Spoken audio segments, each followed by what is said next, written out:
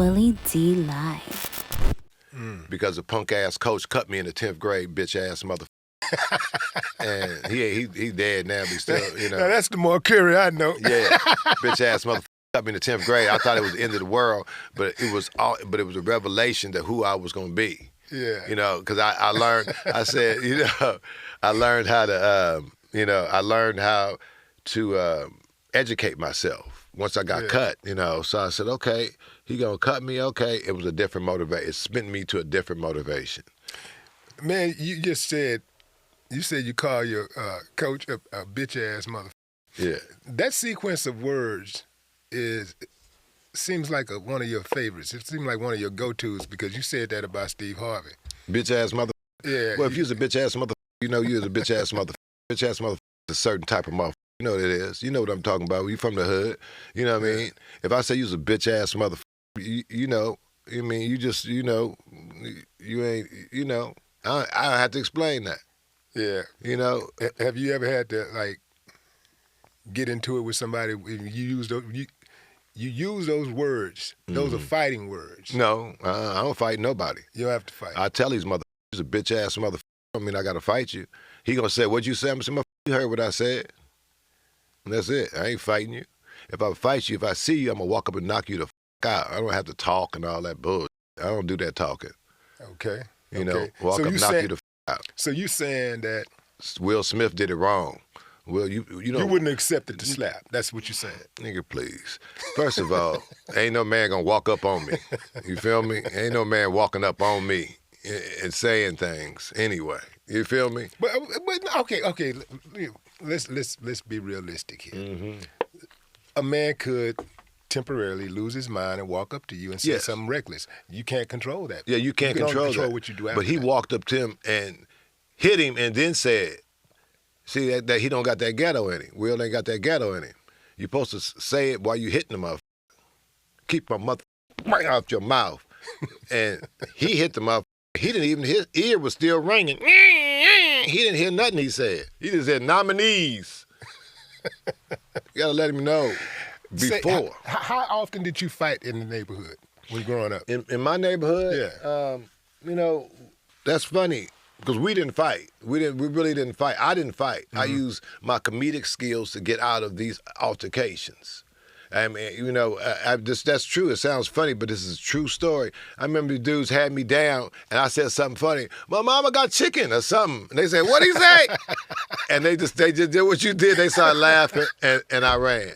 And I learned that mechanism. I remember I was in front of Tolan's liquor store, and the dudes from 6'9" had me down, and I used that mechanism. And that's a true story. And I remember that distinctly. I was in Catholic school. They had me down. I said, my mama got some chicken cooking or something. Like, they were, what'd he say? And I got out of there. If somebody fights you and they talk to you while they're fighting you, they're serious. Like you really pissed them off. That's what I'm saying. Will Smith did it wrong. He said what he said after he hit the dude. You say what you say before you hit him. Keep him, then pop. In any event, it was effective.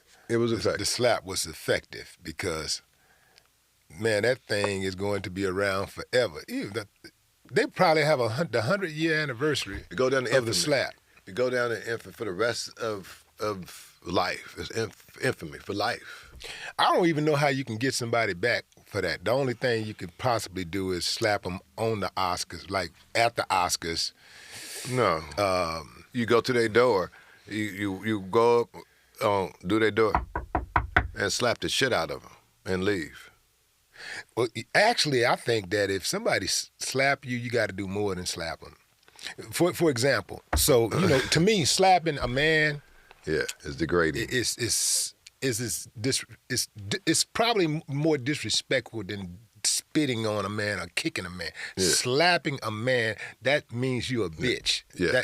When you slap a man, that's in your mind. You slapping him because you feel like he's a bitch. Exactly. Right? So just the thought of somebody slapping me and having that going through their mind, thinking that's what I am, I got to show them something different. So, well, can you show them after a slap? A kick? Yeah, well, you could show them the morgue. Yeah. You know, you could show them. You don't have to show them that. You don't. You know, like. Not for a slap. Not for a slap. But here's the thing. Not for a slap. Here's the thing, Mark. You know, when somebody put their hands on you, you can't control how they respond. I'm gonna tell you something, bro. Mm-hmm. I don't know what I would have done in that situation, in that exact moment.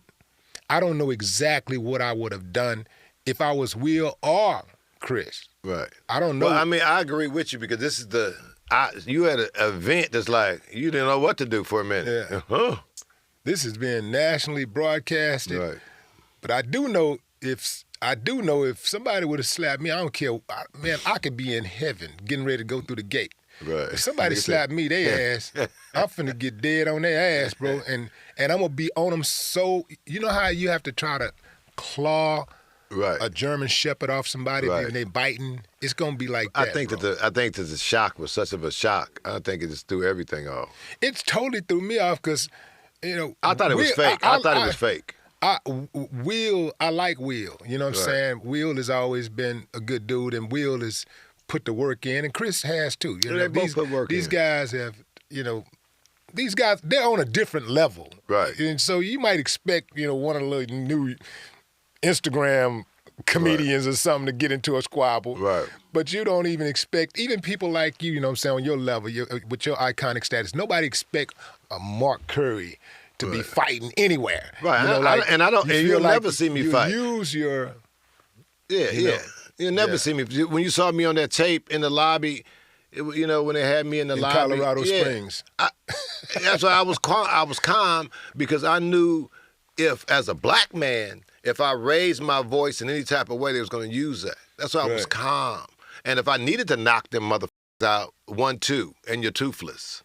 Right. You know, so I wasn't worried about, you know, I don't know if they had weapons. I was trying to be calm to de-escalate as a black man. Look at this situation that happened in Memphis. You know, you got to de-escalate. You got to, you know, with all this, they want you to flinch. Right. Put your arm back. They put you flinch. You flinch up. That's it. You know. So I just try to be calm as an OG in these situations. I think you did a remarkable job in handling that situation. When it first happened, though, when it was happening to you, you've heard about all of these stories all over the country. But when it was happening to you, what are you feeling in that exact moment? You know, as a learned man, as a man who knows my history, as a man who knows how they gonna come at you, how they come at you, how they feel about you, how they think about you, then it was less impactful for me. I knew what was happening, so I knew the situation. That's why I turned the camera on. That's why I was calm. I knew what was going down. I said, let me, record this, just so they understand that to me, it felt like Jim Crow laws in the 50s, 60s, where a black man, not only does a black man ask if he's in this hotel, but the janitor felt that he had the authority to check me. Bitch. I started to say, no, I don't have a room at this hotel, mother. I got a suite, bitch. But I didn't say that. You know, I just let them have their way because I know that if I would have said goddamn or anything, then I'm a black man cursing in the lobby, and they're going to come a different way.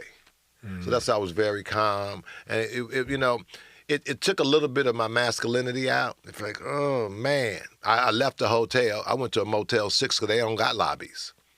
So I go to motels now. I don't stay in hotels. No, Jesus. But, you know, I felt my humanity was being taken, but then I was also learned it to understand, just chill, boy. Don't even flip off this. But it did affect me. It did affect me. Because here the janitor is asking me, where did the authority, where did he felt that he had the authority to jam me up? What? The janitor. So, you know, just let you know the state of America today.